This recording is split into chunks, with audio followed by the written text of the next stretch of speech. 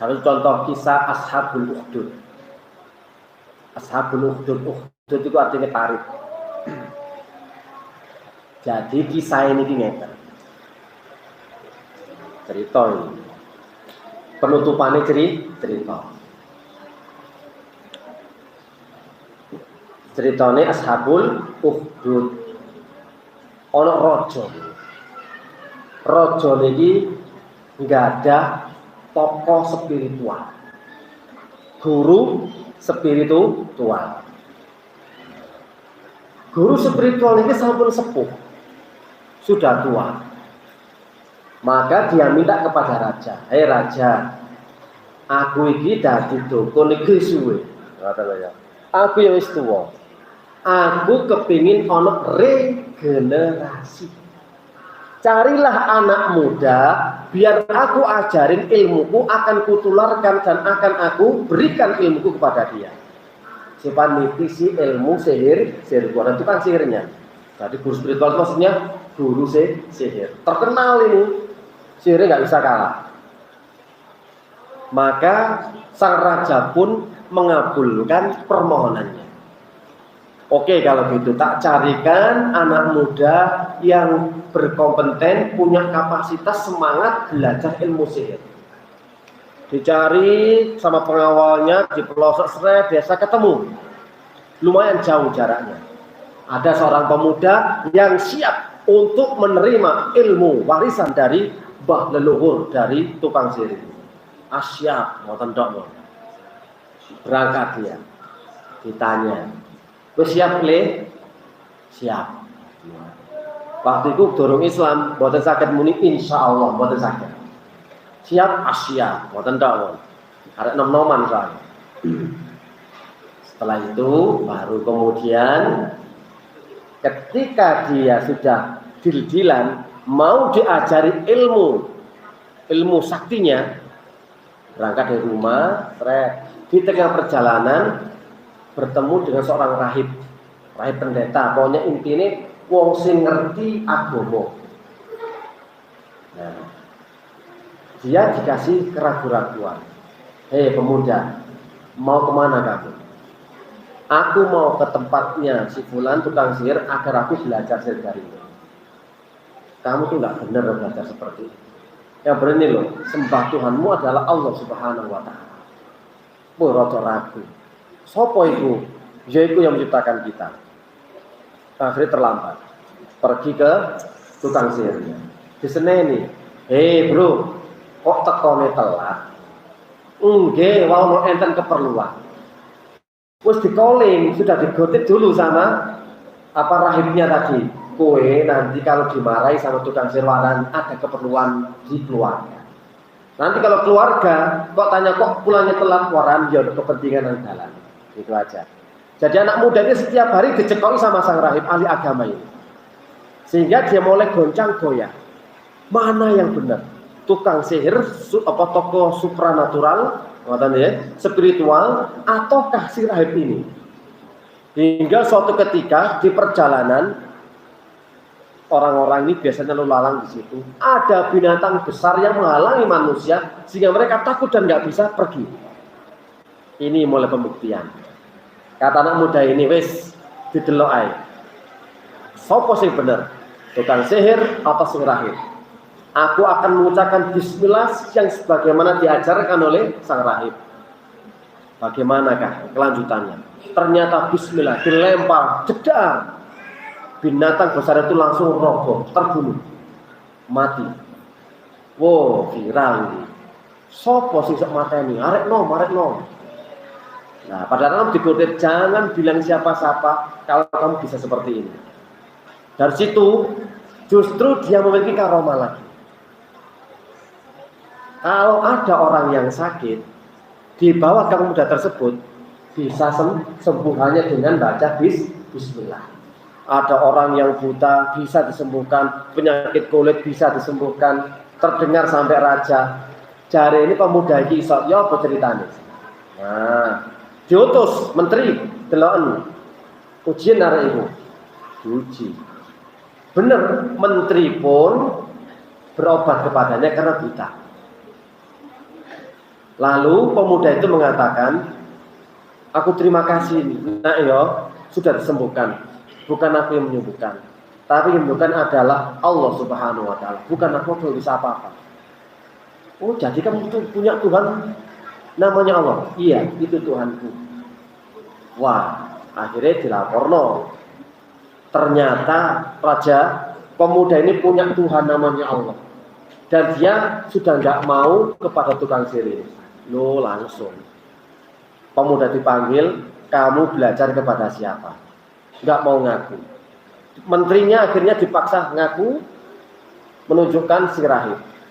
Maka si rahib dipanggil raja, singkat ceritanya, langsung dibunuh. Karena berani menentang raja ini, yang kejam, yang bengis. Pokoknya nggak boleh ada menyembah kecuali kepada dirinya, kepada raja tersebut. Singkat ceritanya lagi, maka pemuda ini pun, yang mengikuti pemuda ini semua dibunuh. Tinggal pemuda ini, Pak. Maka dia menyuruh prajurit, ya, bunuh dia, bawa ke gunung. Setelah ada di puncak gunung, lemparkan dia ke jurang, biar meninggal dunia. Nah, dibawa di sana. Belum sampai puncak gunung itu bergoncang, Pak, guduk, pasukan jungkel kabeh nang jurang. Padahal tujuannya membunuh pemuda ini, tapi pemuda ini malah si urip, prajuritnya mati kabeh. Wow, nantang iki jenenge. Pemuda yang balik nang raja. Wahai raja, aku kembali. Loh, nanti prajuritnya mati jegur jurang. Kowe apa no? Gak ngerti gunungnya bergoncang ya. Moro-moro lugur kabeh. Wow, penisirin, Pak. Prajurit ganti saiki. Bawa dia ke kapal. Kemudian di tengah laut ceburkan dia biar mati. Tinggalkan biar dia dimakan ikan hiu. Siap, sudah prajuritnya. Nah, sebelum sampai tengah sama perahunya bocor, gitu ya. Kemudian prajurit kerem kabeh. Pemuda itu selamat balik mana? Raja saya datang kembali. Aluk ya ngono. Siapa no ya enak iki Pak besok mati. Besok mati, Pak. Ini karena karomah dari Allah Subhanahu wa Ta'ala. Ditantang sama pemuda. Hei, percuma rojo. Sampean gak bakal isok mateni aku. Dengan cara apa saja gak bakal isok. Kecuali aku di syarat. Ini syaratnya isok mateni. Apa syaratnya? Sampean kumpul warga rakyat semua. Lalu bawa pohon salib penanggung-nanggung. Ambil satu anak panah, lesatkan dengan membaca Bismillah Rabbul Ghulam. Bismillah dengan menyebut Robnya pemuda ini. Nanti tepatkan sasaranmu di pelipis, maka aku bisa mati. Oh, rojo iki seneng. Iki angel dipateni ya, digonang gunung yang mana prajurit gunung, digonang laut malah prajurit sing mawut. Tatono ngaku di pengapesane.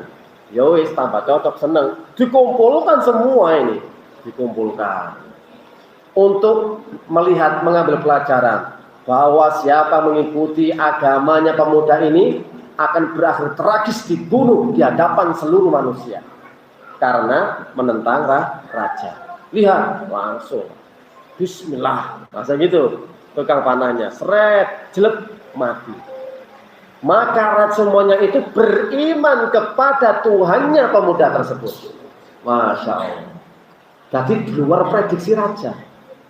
Pengennya raja jadi pelajaran supaya mereka nggak berani lagi menentang dan menyembah kepada raja. Tapi malah sebaliknya. Semua beriman meyakini berarti pemuda ini yang benar.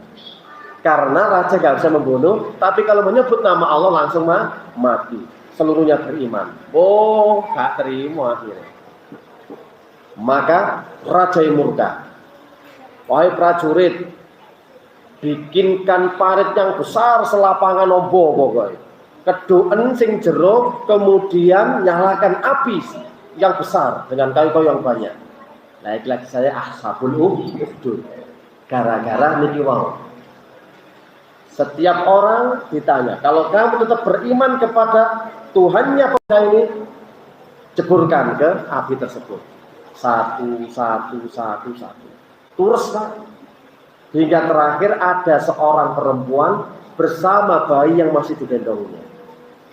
Dia masih ragu, piye dia sakno aku cek nyusoni. Saat itu pula bayi itu bisa berbicara. Wahai ibuku, jangan takut. Siksa dunia itu ringan dibanding siksa akhir. Maka langsung seorang ibu itu menceburkan diri bersama putranya atau sama anak-anaknya.